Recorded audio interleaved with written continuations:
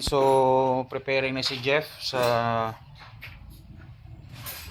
replacement namin ng ng fuel tank.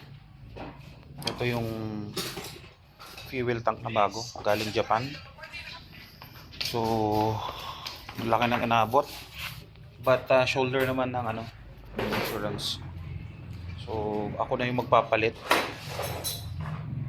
Kung trabahong kasa din lang naman, di rin naman tayo papahuli. Kaya natin.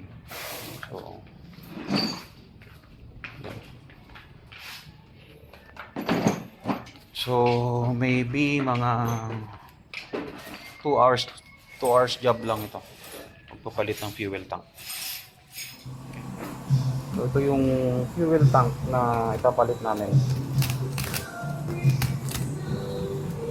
Ito, buksan na to kahapon sa FedEx. Dumating, galing ito sa WeBike Japan kasi nga walang stock si Guanzon or Honda Philippines, wala silang stock.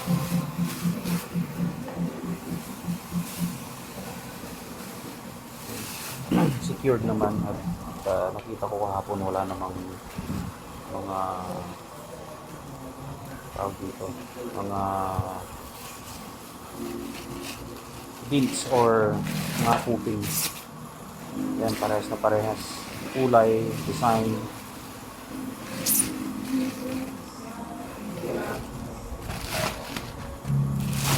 Yan. Yan. Kita mo. Okay. Lagay mo din.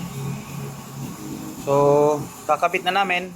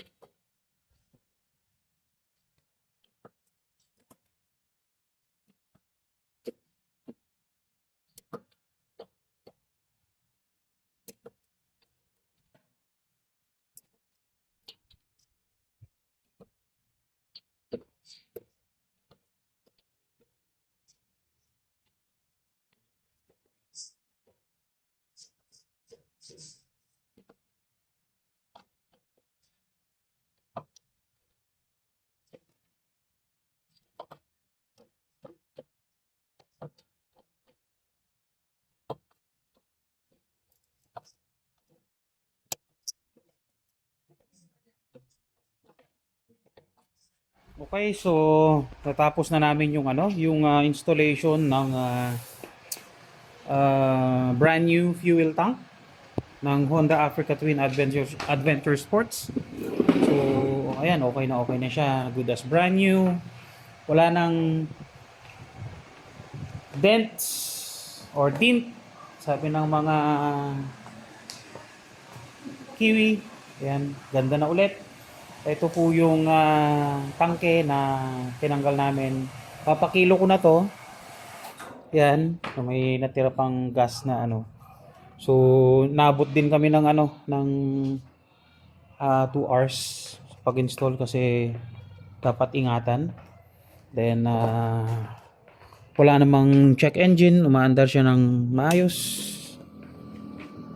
So okay na. Yan. Okay na ulit.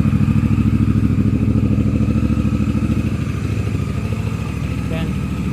Nga pala guys, kung gusto nyo ng mga spare parts ng mga Honda Africa Twin na hard to find sa Pilipinas, sabihan nyo lang ako, kaya ko magparating. Okay? So thank you.